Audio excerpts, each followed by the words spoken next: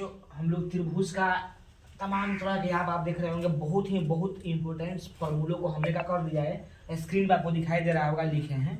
इसमें से देखिएगा, पहला हमने लिखा है समकोण त्रिभुज। समकोण त्रिभुज का अगर आपको क्षेत्रफल निकालना होगा, सबसे पहली चीज तो आप समझिए त्रिभुज क्या होता है।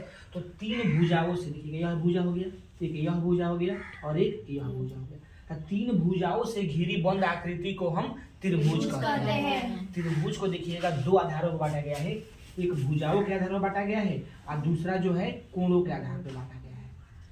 ठीक है बाबू? Yes sir. तो त्रिभुज जो है भुजाओं के आधार पर तीन प्रकार का होता है बाबू, समबाहु त्रिभुज, समद्विबाहु त्रिभुज और विषमबाहु त्रिभुज।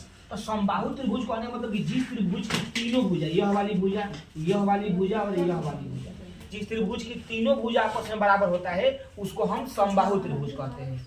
समद्विबाहु कहने का मतलब कि जिस त्रिभुज की कोई दो गो भुजा क्या हो, आपस में बराबर हो, उसको हम समद्विबाहु त्रिभुज कहते हैं। और विषमबाहु कहने का मतलब कि वैसा त्रिभुज जिसकी कोई भी भुजा आपस में बराबर ना हो, उसको हम कौन सी बोलेंगे, विषमबाहु त्रिभुज।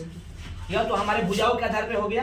यहाँ पे हमने देखिएगा समबाहु का भी जो है, समद्विबाहु का भी, समद्विबाहु समकोण का भी, आपका विषमबाहु का भी, तमाम तरह का फॉर्मूला लिखे हैं ना बोर्ड पे। Yes sir.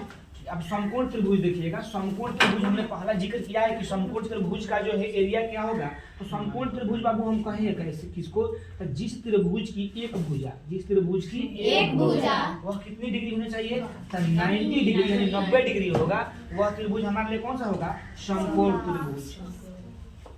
तो हमसे कहेगा जब भी कि किसी समकोण त्रिभुज की जो अगर भुजाएं आपको दिया रहेगा, पूछेगा बताइए इसका क्षेत्रफल क्या होता है, तो आप आराम से लगाइएगा 1/2